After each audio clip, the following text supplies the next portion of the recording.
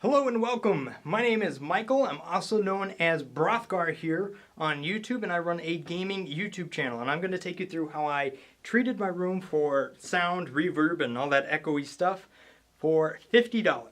So what I ended up doing is this is the method I took here. These are indoor-outdoor area rugs, and you can find them at your local hardware store. And they're basically a 6x8 piece of carpet. And then I hang them on the wall.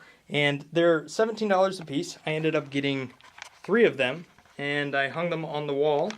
As you can see here, let me just kind of point up the camera here. So this is one that's on this wall here, and then it comes around the side and goes out near the hallway. And then I have one that I didn't do too well. This is the first one. I just was kind of experimenting before I went and bought all the others, and that's directly behind my setup here. So as you can see, I have the 2 screens, and then I have my microphone over here, and that is a Blue Spark Digital that I end up using, and I really do like that microphone. It does pick up a good amount of reverb though, but as you can tell, I put the one panel, the first one I did, is directly behind the microphone, and then on the other side of the wall here, I have no treatments on this side, but then I have a couple of back here that are just on the wall, like so. Real simple, just use a couple of screws to put it up on the wall, and to the thought here was that as the sound would actually hit the panels, it would kind of just absorb a little bit or diffuse it. And that seems to have worked pretty good, because when I stand right next to a, something that's wood, which I have wood paneling in this room, it's actually pretty harsh. I can hear that sound harshly reflecting off the wall, as opposed to standing next to a wall that's been cheaply treated, is the key here. It is actually a little bit easier on the ears, and I can tell that it's working. But again, the real key here is that it's $50, so you can get a lot of coverage for not a lot of price, and whether or not it's really going to work out for you, I don't really know. I mean, I'm not seeking after a studio-like quality here. I mean, if I were, then I'd have to spend several $100s, maybe even $1,000 to cover this many walls. And I actually do work at a place where I have a sound treated room where I do some voiceover stuff for different videos that I'm working on. But that's at a whole different level, because they have those little, they're almost like egg carton type panels that you put on the wall, and they're like 3 inches thick, and they just cost a lot of money. And this is a lot cheaper solution, and what I was going after is kind of a natural room sound without the harshness on the ear. So let's take a tour here real quick. I'm going to go into a couple of different rooms, and you're going to hear how the sound is actually changing. So right now I'm actually just in a hallway.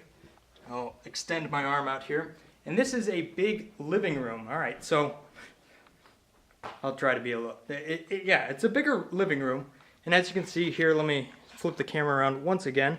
So this is one wall over here. I can't remember just how long this room is, but think of a typical living room plus a little bit longer. It's pretty long, and then it has an open to kind of a kitchen area here. So yes, you're getting a tour of my house.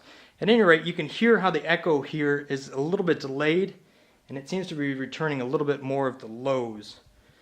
So let's take a walk back through this living room here real quick, and I'm going to take you into what is a large bedroom. Now these walls here are actually sheetrock walls. I had to remember what it was called there for a second, that's why you saw that video cut. Yes, but they are sheetrock, and they are extra heavy sheetrock, because apparently when this house was made, sheetrock was a lot thicker and even more dense, because it was pretty hard to cut, and we ended up doing that in the kitchen. So that's how I know.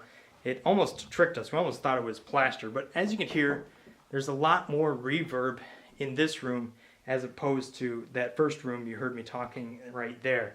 Now if we come into a room that has a lot of tile, like a bathroom, again, you're going to hear that change once again. And the poor camera is going to make me orange all this time, because I end up running like daylight fluorescence. It's a cheap way to get kind of a natural lighting if you set the camera right to daylight settings, just so you know. And you can just hear how much of an extra echo is going on here. And the old shower trick, right? Like, yeah, let's go into the shower. You want to hear what yeah. Hello and welcome to a tile shower. Yeah. Woo! That's fun in the morning. Alright, so let's go ahead and head on over into, let's say, about the same size room as the one we were in last time, but this room is untreated and it has drywall. So this is how the room sounds. I'll go ahead and close the door just so we can get a full real comparison. So what you get is a little bit more of an echo in this room. The sound is continuing for a longer time, hitting the microphone more times.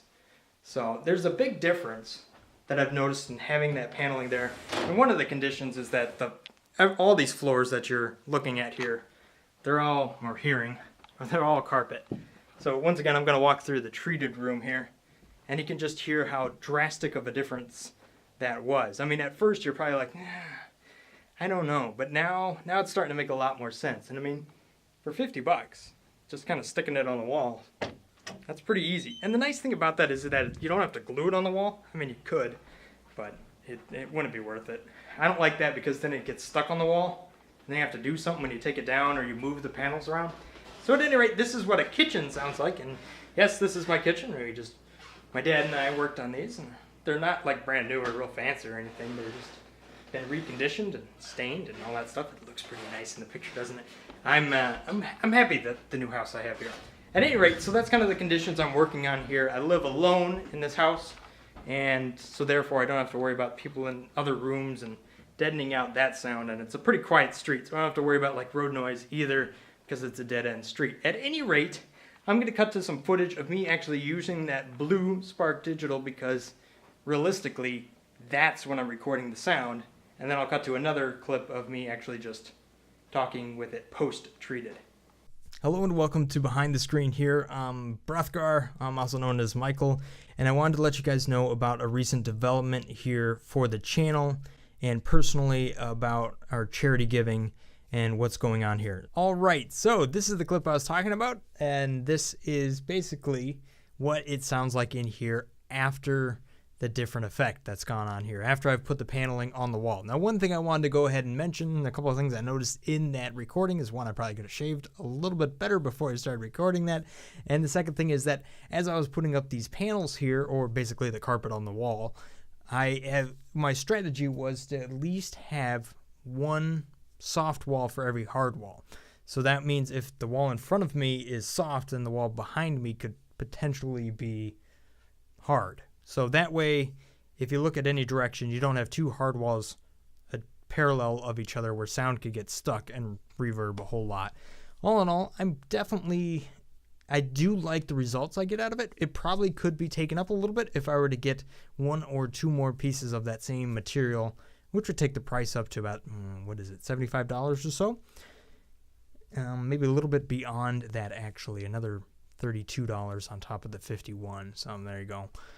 So, but regardless, for under $100, I could have a pretty sweet setup. But I've already noticed that it's made a big difference as it is already. So for $50 and what I've already got out of it, I'm definitely impressed with what I got.